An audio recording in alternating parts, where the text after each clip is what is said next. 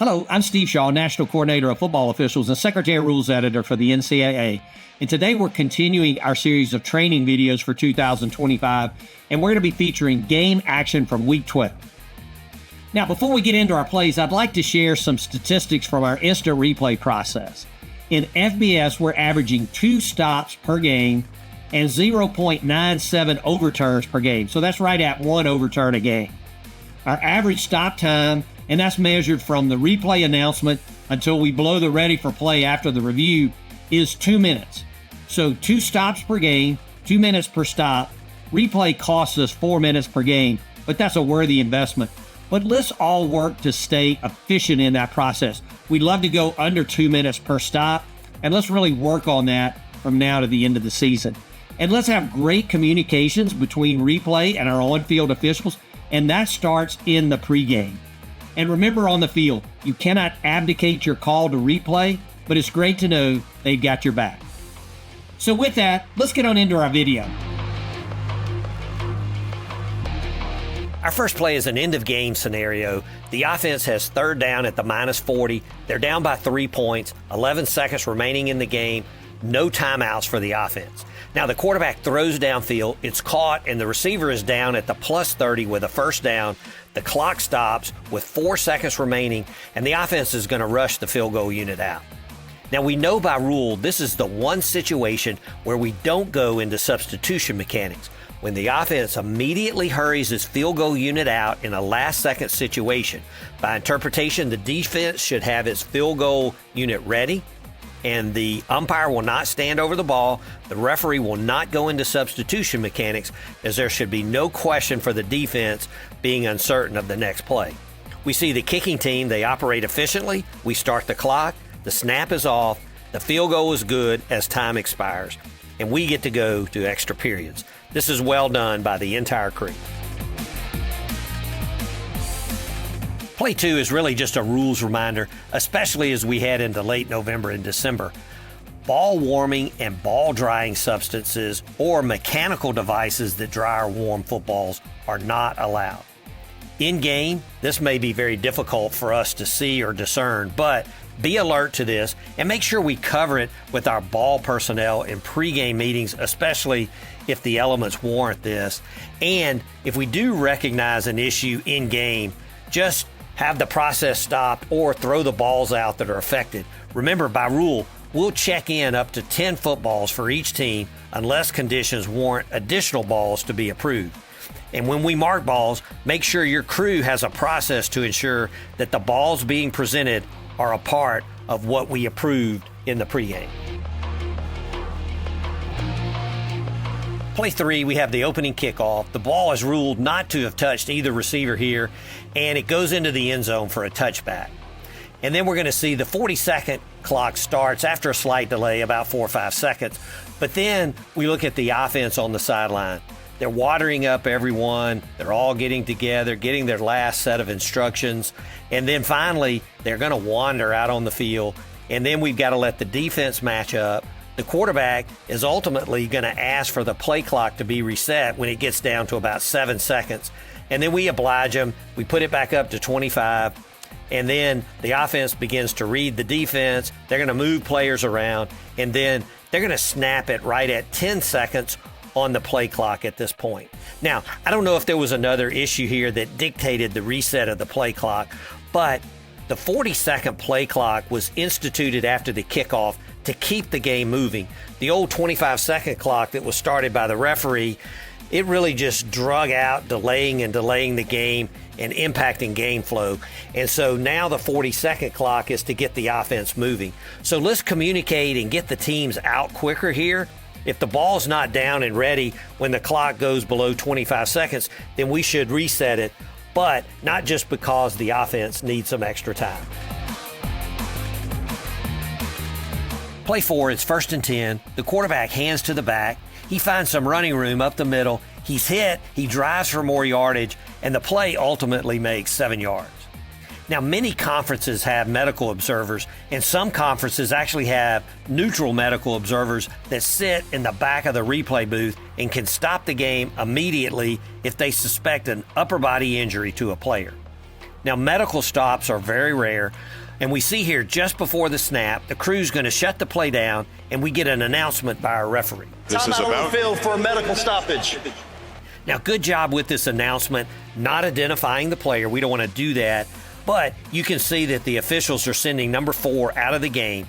And as we go back and look at the tackle from the low end zone view, we see that number 4, he's wrapping to get the player down, and he gets a solid hit to the head, maybe from his own player.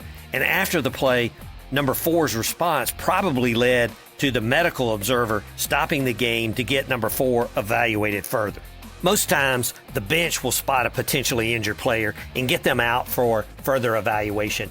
And we have a responsibility as well when we see a player, stop the clock and get them out of the game. But the medical observer is a solid backup for player safety. And one point of note, the CFP will utilize a neutral medical observer in all their games this year. Play 5 is 1st and 10. The offense is backed up, and the quarterback's going to toss to the back, and the ball is loose, and the defense is going to recover. Now, we're going to discuss the play, and then the referee announces that the ruling on the field is an incomplete forward pass. And as we go back and take a look, we see that the quarterback, he releases the ball. It definitely goes forward and is first touched by the back beyond the release point, and then it hits the ground. So it is an incomplete legal forward pass. Now, we know that by rule, it doesn't matter how you throw it, overhand, underhand.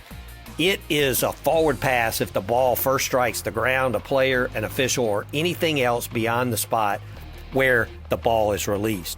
So really good job by the crew to sort this out, and I'm sure replay was ready to come in if needed. Well done here. Play 6, we're late in the game. There's 7 seconds left. It's 4th down for the offense, and they're up by 3 points.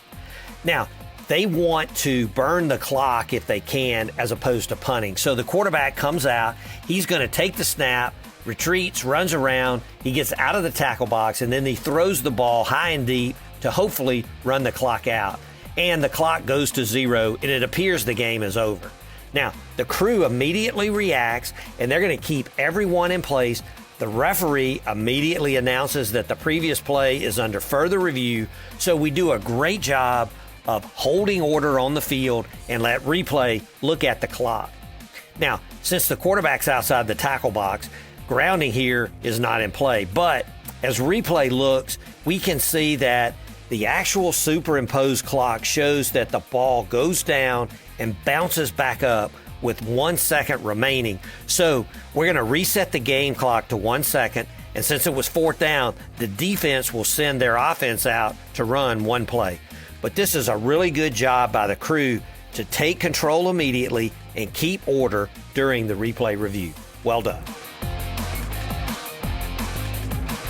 Play 7, we're late in the half. There's 2 seconds remaining, and the kicker hits a squib kick. And it's going to be recovered by the receivers at the 18-yard line. And the return man, he gets out to just across the 30-yard line, and the half comes to an end. Now, we get a flag down by our side judge, and we see him coming in, discussing the play, and then we're going to get an announcement from our referee. Play today because they're killing themselves. Foul, blow to the head, number 13 on the kicking team. That 15-yard penalty will be enforced on the second half kickoff.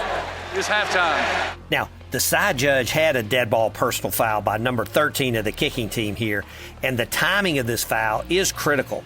And as we can see, it's clearly a correct call, and it's after the ball is dead, so the 15-yard penalty will carry over to the second half kickoff, and that's a big difference, and a very good job by the side judge to stay alert to the action and not only get his marker down, but also to know the timing here, which makes a significant difference in how the penalty is administered. Very good job. Our last play this week, the quarterback drops back. He hits his receiver, number 20, just outside the hash. Number 20 cuts across the field. He heads for the far side pylon. He dives at the goal line, and the ruling on the field by our field judge is going to be touchdown. Now, this is another tight pylon play, and replay is going to stop the game for review. And as we cycle through the replays, we see that the runner, he leaps from inbounds and lands out of bounds beyond the goal line. So we know that the runner Didn't touch in the end zone or the pylon, so he does not get goal line extended. So the ball must pass over or inside the pylon to be a touchdown.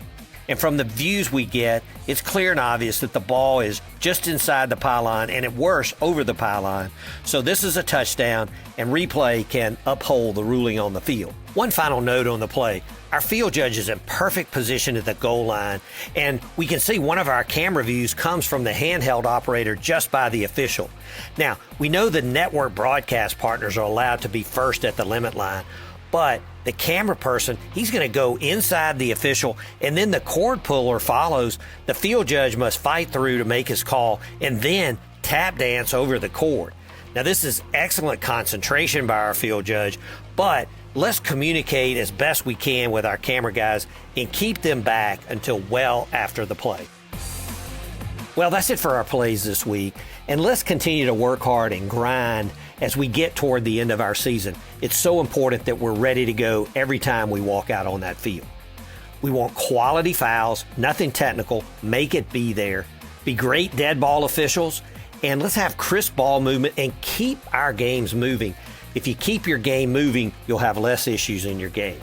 Great communications with our coaches, use your winning words, concentration, give everything you've got on every play, and always display your integrity, courage, and poise. Best of luck and keep hustling.